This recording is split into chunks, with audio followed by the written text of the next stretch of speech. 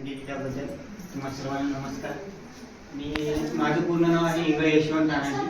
मी सध्या state bank of इंडियामध्ये junior associate म्हणून मुंबई मेन ब्रँचला काम करतो, चेक क्लिअरिंग डिपार्टमेंटला. खूप दिवसानंतर माझं जिल्हा परिषद शाळेला भेट देण्यात आलं. यापूर्वी जेव्हा मी 6वी-7वीपर्यंत शाळेमध्ये होतो किंवा त्यानंतर 10वीला हायस्कूलला होतो, तेव्हाच माझं बोलणं वगैरे झालेलं किंवा शाळेमध्ये जाणे. त्यानंतर कधी जाणं येणं झालं नाही. नंतर कॉलेज झालं, डिग्री झाली, मग जॉबच्या तयारीमध्ये जॉब मोठमोठ्या शहरामध्येच गेलेलो. मी पण असं छोट्याशा एकदम छोट्या शाळेतून आलेला. तुमच्यासारखं तुम्ही तर खूप म्हणजे करेजियस आहात, खूप धैर्य आहे. तुम्ही पुढे येऊन बोलता, एवढी हिंमत तेव्हाही नव्हती. आता पण माझी तितकी नाही, पण थोडंसं मी बोलू शकतो. तुम्ही ज्या पद्धतीने इंग्लिशमधून भाषण करता, हिंदीमधून, एक वेळेस मला आठवते आमच्या सरांनी मला इंग्लिशमधून भाषण करायला सांगितलं होतं. 2 वेळी म्हटलेलं मी तेव्हा.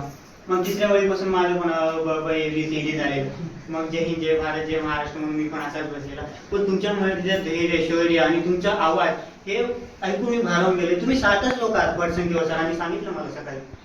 तरी पण तुमचं गाव पूर्ण हादरते तुमच्या आवाजाने. एकदम सगळे सतर्कतेनं पाहतात काय जाते काय नाही. इतकं म्हणजे आम्ही सर्वजण असून सुद्धा एवढा आवाज आमच्या तरी नव्हता. तर खरंच मला खूप भारी वाटलं तुमच्या गावात येऊन. श्रीवर्धनला आलो होतो आमच्या ताईंना भेटण्यासाठी, काकांना भेटण्यासाठी, सरांना भेटण्यासाठी. त्यांनी सांगितलं की चल शाळेमध्ये पण पाहायची. मी कालच जाणार, तरी पण आलो आणि इथं पाहिलं. मला खूप धन्य वाटलं की एवढ्या डोंगरावर आपल्या सह्याद्रीमध्ये एका छोट्याशा गावामध्ये एवढी छान शाळा आहे. तर खूप छान वाटलं आणि इतका चांगला तुमचा कार्यक्रम झाला. एक छोटीशी गोष्ट तुम्हाला सगळ्यांना सांगतो आता जाता की एक पेन्सिल असते.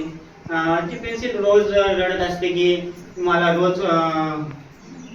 तोडलं जातं, मोडलं जातं, माझ्यानं लिहिलं जातं असं. तर तो जो पेन्सिल बनवणारा माणूस तिच्याकडे पाहतो आणि हसतो.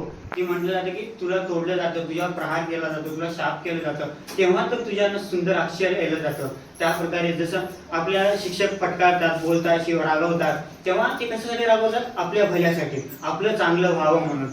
उद्या पेन्सिल तुटली तरी तुटलेल्या पेन्सिलच्या भागानं पण आपल्याला काहीतरी लिहिता येतं. उद्या आपलं धैर्य खचलं तरी शिक्षक आपल्याला सांगतात, समजून सांगतात, आपल्या खचलेल्या धैर्याला अजून मोठ्या पदापर्यंत नेण्याचा मार्ग हे करतात. त्यामुळे पेन्सिल तुटण्याला लिहिण्याचं कधी थांबते का? लिहिते ना ते काही. कुठं आपण कधी हारलो खचलो तरी न थांबता हे करायचं. तुम्ही आधी तुमच्या भाषणावरून, बोलण्यावरून दिसते की तुम्ही खूप धैर्यवान आहात. असेच धैर्य बाळगा, खूप मोठमोठे स्वप्न पहा. डॉक्टर APJ अब्दुल कलामचं खूप चांगलं एक वाक्य आहे, जे झोपेत स्वप्न पाहतात ते स्वप्न खरे न होता, जे दिवसा स्वप्न पाहतात ते स्वप्न पूर्णत्वास जातात. त्यावर कार्य करणारे माणसं योग्य दिशा दिल्यानंतर ते पूर्णत्वास जातात. तर तुम्ही सगळं हिमतीने विश्वास ठेवा, स्वप्न पहा आणि खूप मोठे व्हा आणि खूप मोठ्या पदावर जा. एवढीच अपेक्षा. खूप धन्यवाद.